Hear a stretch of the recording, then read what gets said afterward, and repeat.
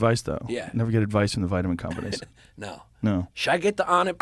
I'll get it for you. What do you want? Up, that when you jerk off stuff? No, what when you jerk that jerk up motion. Kettlebells? Is that what you're saying? Kettlebells. You can tell I don't really work out. The jerk up motion thing. Yeah, I'll give you one to take back with you. All right, as long as it's got a gorilla face on it. I got what size? How many pounds do you want? Can we start with the beginner gun? Yeah. Yeah. I'll have some sent to you. Thank you. Have you ever used kettlebells before? No. We have some here. We have some in the back. I won't get a hernia from pulling it up. No. The key is you can get a really good workout with 35-pound kettlebell. All right. A really good full body workout. There's a great video called Extreme Kettlebell Cardio Workout. It's Keith Weber, and he's a guy who's been on the podcast before. I have no affiliation with him other than he's great. He's just a great guy. And his video, you use one 35-pound kettlebell and it'll fucking crush you. It's incredible. Yeah. Well, in the beginning, you're doing this is easy. I can fucking do this all day long. Yeah. 30 seconds later, you're like, oh, this is going to be a problem. Right. And then 4 minutes later, you're like, fuck. The next day, you barely walk. It's incredible. Because you're using your whole body, right? Using your whole body. And it's a cardio workout. Yeah. But it's a strength-producing workout, too. And the thing about things like kettlebells they strengthen everything. It strengthens your stabilizing muscles, your balance, all your joints, all that stuff all works together because it's all working together as one unit. You're not just bench pressing or curling. You're doing something where the whole body is involved in the exercise. They could clip that and make that the commercial right there. I love them. Yeah. I love them. It's my primary means of working out. If you could tell me I could only have 2 pieces of equipment, I would say I want a 50-pound kettlebell and a chin-up bar. That's all I want. I'll be good with that. And an ice bath, maybe. And an ice bath. Yeah, you've been doing good with that. Up to 20. You did 20 minutes? Yeah, I'm not doing that again. Yeah. I had a headache all day yesterday. The day before I did it. Yeah. When did I do it? I didn't do it yesterday, right? No. I did it the day before. I did it Monday. All day Tuesday I had a headache, and I was like, damn, what if I die? Yeah. Because then when people were sending me things about hypothermia, and you get hypothermia in that temperature after 15 minutes. Yeah, dude, I could have told you it probably wasn't safe just because of your nips. Your nips were going take me out of here. Yeah. They went like that immediately, though. Yeah. I have very sensitive nipples.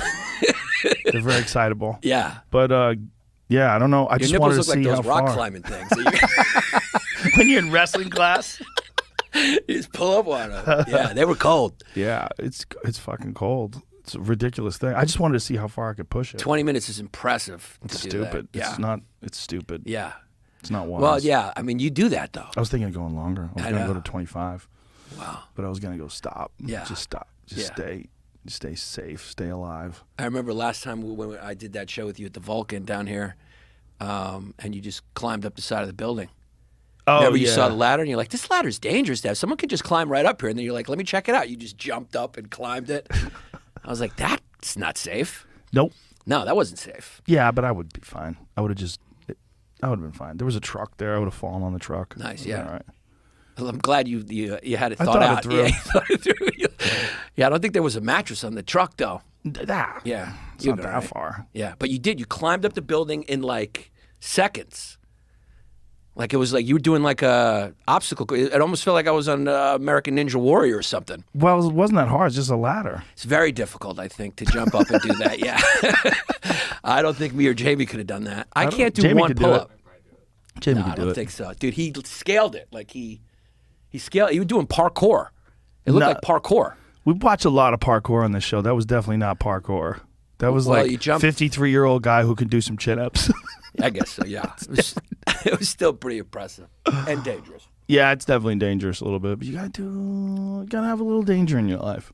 You can't be just playing it safe all the time. Yeah. It's not healthy. Yeah. It's just not wise. Yeah. But I'm a guy with anxiety, so You know what the best way to get over anxiety? Do dangerous shit. I thought you were going to say zinc. Magnesium. On it. Magnesium. What's the best way? I think doing difficult things, challenging yourself, making yourself more resilient, mentally resilient. That's just my thoughts on it. CBD is good for anxiety too. That's proven. Some people think that anxiety is connected to a lack of rigorous exercise. Some people think it's connected to inflammation. Some people, there's a lot of thoughts on that. And I think the problem with anybody giving anyone a diagnosis is each human being has an individual level of anxiety that's impossible to determine. Like, I could weigh you, and I know how much you weigh. I can't weigh your anxiety. Right. You know what I mean? It's like you say, hey, doctor, I'm fucking anxious. I have all this anxiety. I'm freaking out. Doctor doesn't know what that means. Like, is your anxiety legitimate? Like, maybe someone's trying to kill you. Right. You know, maybe you should be anxious. Right. Or maybe you're just fucking really chemically imbalanced. Right. Maybe you could alleviate that with exercise, or maybe you can't. Maybe you need medication. So no one really knows you other than you. Right. Right. I guess the only thing they start to get a sense of your level of anxiety if you start saying, like, the Mossad's out to get me. Right. Yeah. If you start saying, I'm Queen Elizabeth reincarnated. yeah, I come from alien DNA. Yeah, They yeah, visit me stuff like regularly. that. Yeah. Imagine if you did. Imagine if you really were an alien hybrid and nobody wanted to listen. And you're like, I'm telling you guys. Yeah. That would be hilarious. That would be something that the aliens would do just for entertainment. Well, it would be really hard to convince someone of anything extraordinary. Really hard to convince someone that you're involved in anything that's really off the deep end crazy. Right. It's much easier to convince people of stupid stuff. Oh, yeah. People love that. If you have a little charisma, like, charisma goes a long way, dude. It's like that Quentin Tarantino from that movie. He's like, personality goes a long way. Like, you look at every despot in history, not one of them was a bore. Right. You can't get a lot of... They have a lot in common with stand-up comics. They get up there, control the crowd, bullshit, lie, like we do. How about Hitler? Hitler he crushed. He would crush. I would watch those videos. I don't even speak German, but you get goosebumps and you find yourself, you just like, whatever he's saying, I'm on board. Well, the thing about He Hitler, means it. He does mean it, and he's enhanced. He's on cocaine. He's on testosterone. He's on meth. He's on a gang of different things. Panzer Chocolat, I think they called it, right? Is that what they called it? Well, it was like chocolate. It was a meth in chocolate. And they called it Panzer Chocolat because they would give it to the guys in the Panzer tanks. Oh. And so those dudes were just, they were lit. They were lit. They were lit. I don't think you can go to war without being lit, right? Well, it's probably not wise. Right. Like, why would you want to be, if you're definitely going to go to war, wouldn't you want to be on meth? Absolutely. Yeah. Yeah. I mean, if 100%, the only thing I would think is, like, maybe you would make decisions that wouldn't be intelligent. Right. You wouldn't make wise choices. You would just be a berserker. Right. You'd be like, you think you see Bugs Bunny and you just be shooting. Yeah, you'd be tripping. We've talked about it on the podcast before, but there was a time when Hitler went to visit Mussolini because Mussolini was thinking of pulling Italy out of the war. And Hitler, apparently, he was exhausted before this. Do you remember, did we ever resolve who told us that story? Someone told us the story and then we researched it. We found the time. Yeah, I found the article where it said it. Right. Yeah. No, that, but who told us about it? You remember who told us about I don't it? remember if I found the podcast when we found out about it was with Brian Moses, but I don't know if he's the one who told us about it. I don't think so. I think we were talking about it to Moses, but I think someone else had told. Maybe I'm wrong. Maybe Moses. Before we get too far, the Panzer Chocolat thing might not be real. Really? I just said the company that made it, I guess, is a fake image of supposed Panzer Chocolat in combination with their trademark. It might have been just with this company's lettering, but they said it was not real. So they would put, allegedly, though, they would put meth in chocolate, right?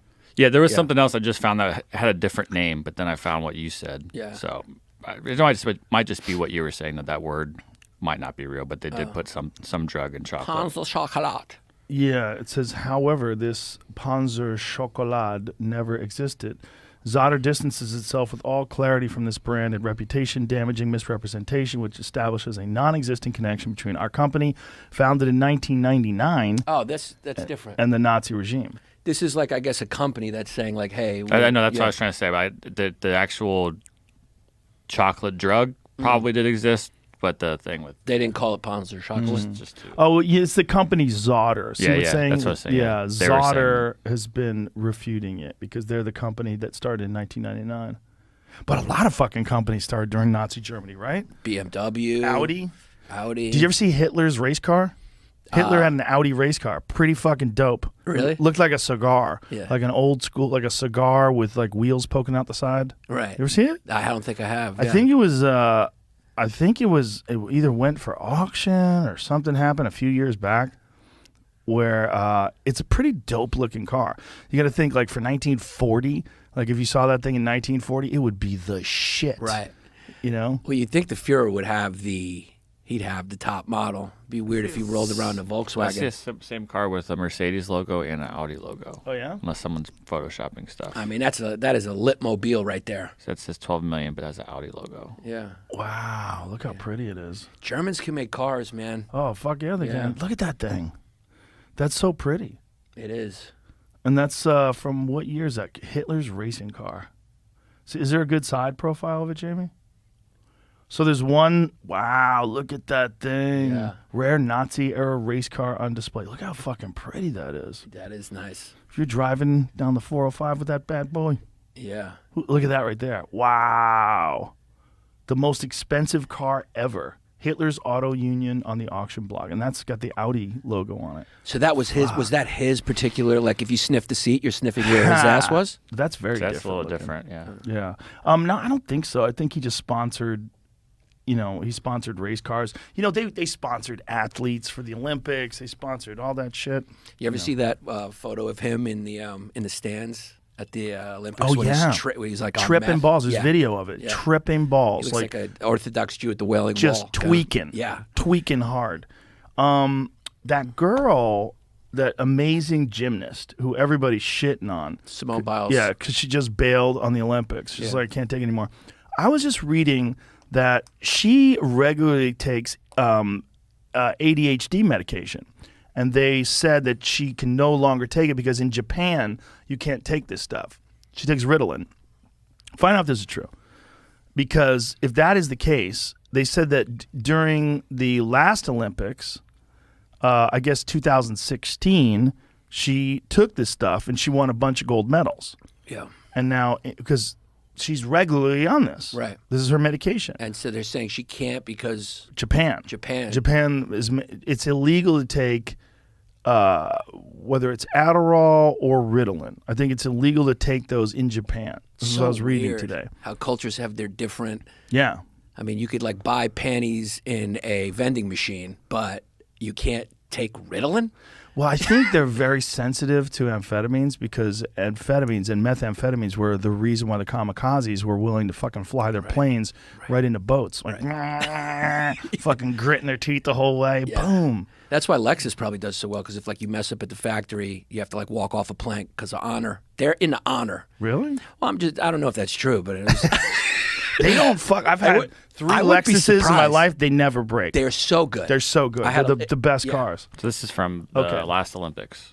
Okay, Simone Brazil. Biles addresses leaked medical records and ADHD misconceptions. U.S. gymnast superstar Simone Biles was in a different kind of spotlight Tuesday after Russian hackers circulated confidential medical reports in the World Anti-Doping Agency database that showed her use of methylphenidate, a stimulant used to treat ADHD. Biles, 19, was forced to publicly address her ADHD and her approval of the use of medication after a leak. I have ADHD and I've taken medicine for it since I was a kid. Please know I believe in a clean sport. I've always followed the rules. Will continue to do so as far as play is critical to as fair play is critical to sport and is very important to me. So she's been on this medication for a long time, but see if you can find that an article that says she was not allowed to take this ADHD medication in Japan. Because that's what they were saying. They were saying that during this Olympics, they told her she has to get off of it. If that's the case, that would greatly contribute to her anxiety and her mental problems that she's having. Imagine if you're on a medication for last at least 5 years, right? She's been on since 2016. And then all of a sudden they tell you can't be on it anymore and you have to compete in the Olympics. Yeah. And you're used to being on this medication.